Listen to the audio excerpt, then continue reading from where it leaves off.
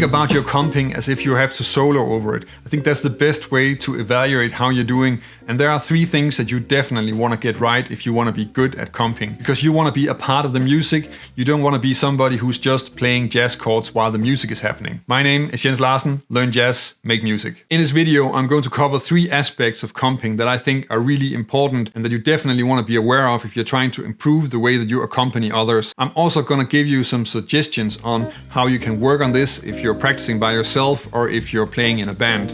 And that actually leads to one question that I'm kind of curious about. Is comping a part of your practice routine? Is this something you work on a regular basis, or should it be? Let me know in the comments.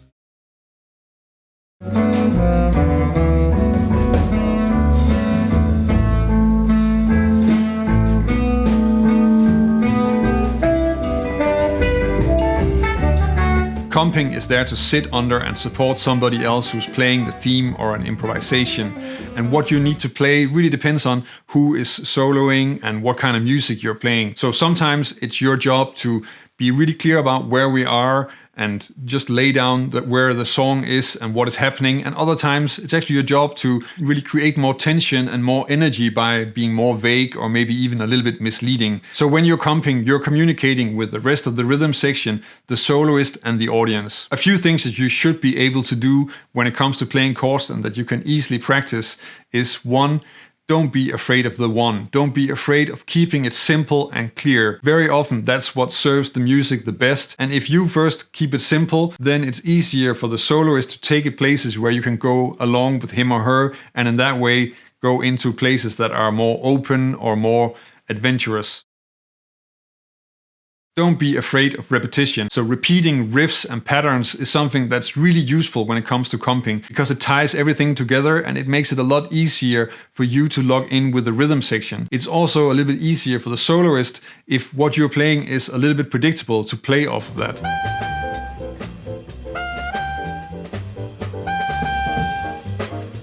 So using repetition, and think about it, when you're practicing soloing, you're probably spending a fair amount of time working on developing motifs or playing chord response, and actually you want to keep those same melodic techniques in the way that you comp.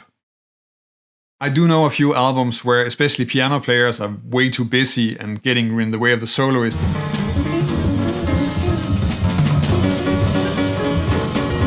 But at the same time, I don't think I really want to single them out as examples of how not to comp. And in the end, I think it's also so that we all overplay once in a while.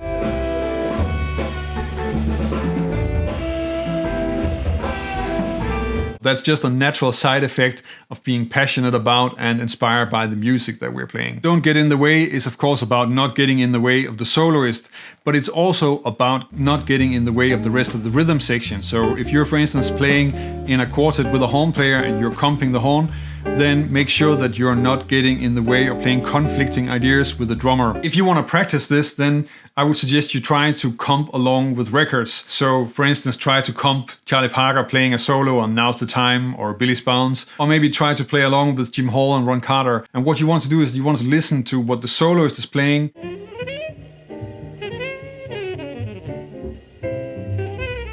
And then try to play something when the soloist is not active, and for the rest, just keep it clear, simple, and kind of neutral. I think it's also really important to have a vocabulary of rhythms and patterns that you can use when you're comping.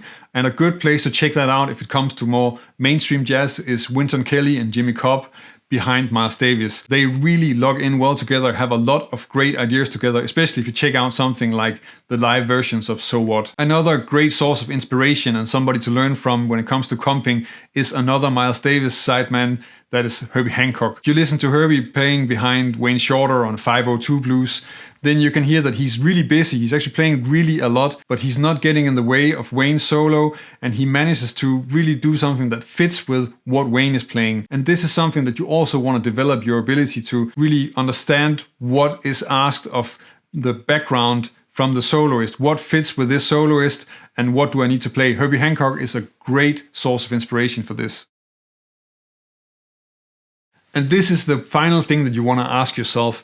Is what you're playing when you're comping really a piece of music? Can you sit down and play the chords in a way that it sounds like a piece of music? I think that's something that's really important to be aware of, because you can be clear about the chords and the harmony, and you can also never get in the way of the soloist and still not really make any sense with what you're doing.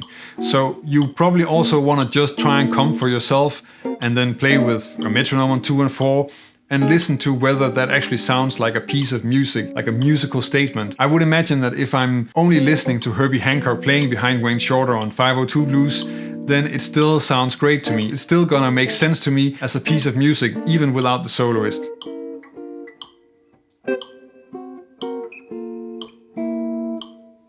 And this is something where I think you can really learn a lot from just analyzing and listening to the people that you admire when they're comping. Herbie Hancock is also a great example of somebody who will play really open and free and play lots of complicated rhythms. But if it calls for it, he will also just log in with a groove and then really just lay down the simple changes and play like Wynton Kelly.